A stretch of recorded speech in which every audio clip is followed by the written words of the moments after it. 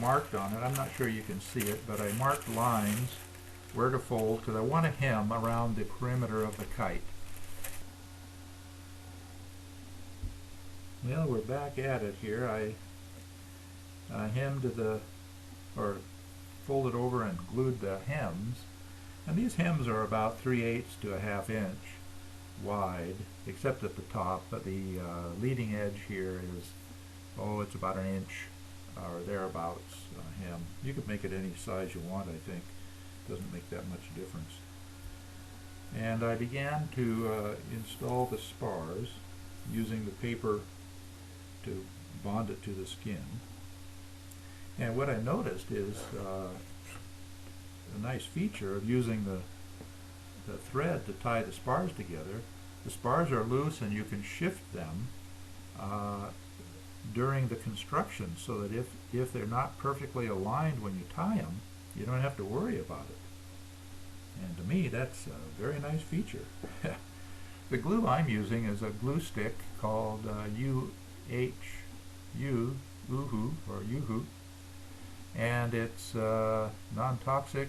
I think it's water-based, and it says safe for children, so I guess I'm okay with it. I don't know.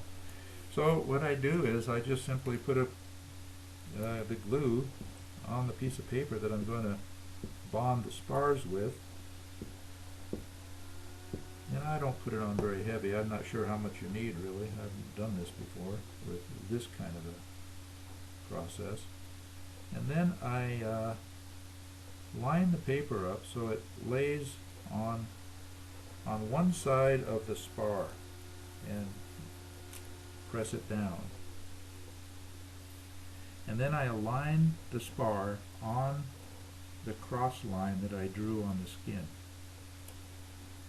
Fold the paper over the spar, and then I use my fingernail to push it up against the edge of the spar and just gently press it with your fingernail, and then rub it with my fingers and just kind of get it stuck down there. And I have a little piece left over, so I'm just going to cut it off with a pair of scissors and go on to the next. And the next one we're going to do is the spine, and I think I'll start right here at the bottom, or at the tail of it. Just cut a piece of paper, do the same thing here.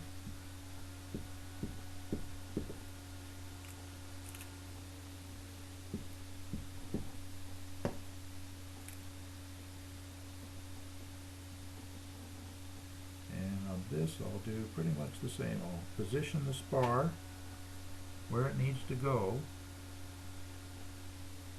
right on the line I drew.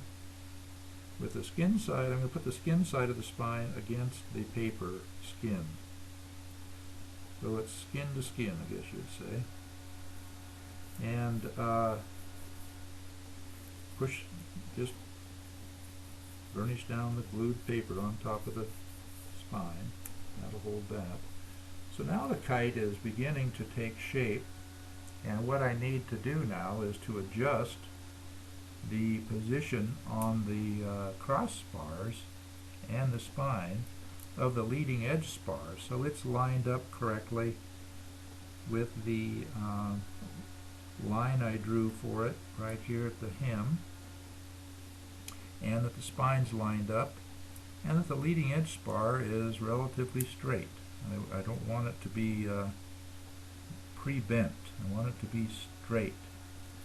Now on the leading edge spar, I put the skin side towards the tail of the kite,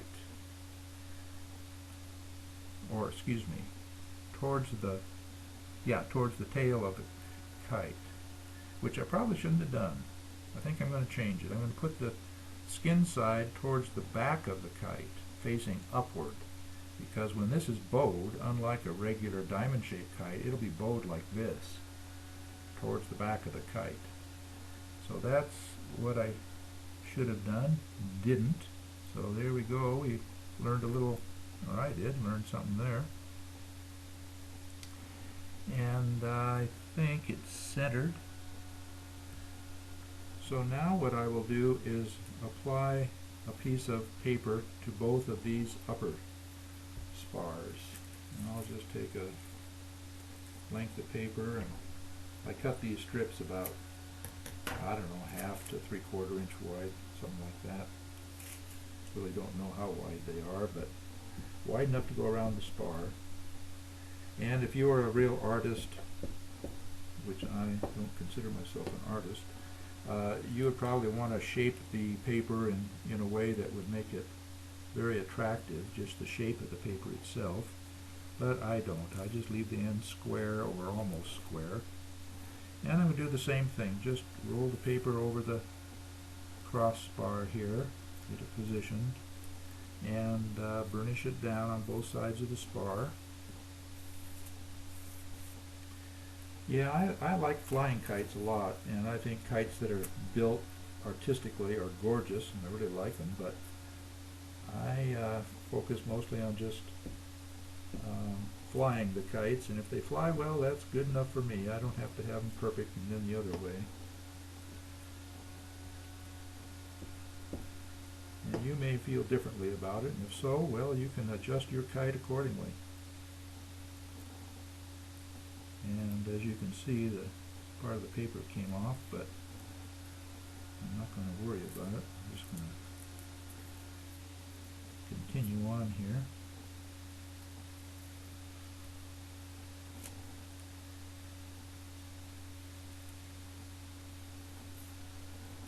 Now when I put the spars against the line that I drew, the diagonal line, whoops, I guess I missed that one, didn't I?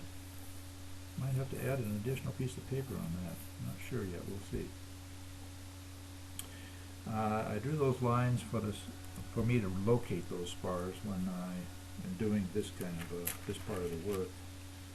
So now we just have the leading edge to do, and it's a little trickier, I think, because we have all these protrusions. We have the spine, which I think I'll cut a notch out here to allow it to fold over on either side of the spine. And we have these tied pieces here that look like they're going to go to the exterior of the kite skin. So they'll be protruding from the finished kite, which is fine with me. I kind of like that appearance, actually. And so we'll cut a notch. I think I'll just cut a piece of triangle right out here like this of the leading edge part of the kite. And then that will give me some extra freedom to roll that over without it wrinkling. And if I need to reinforce it, I can add a separate piece of paper later to do that. I don't think that'll be much of an issue.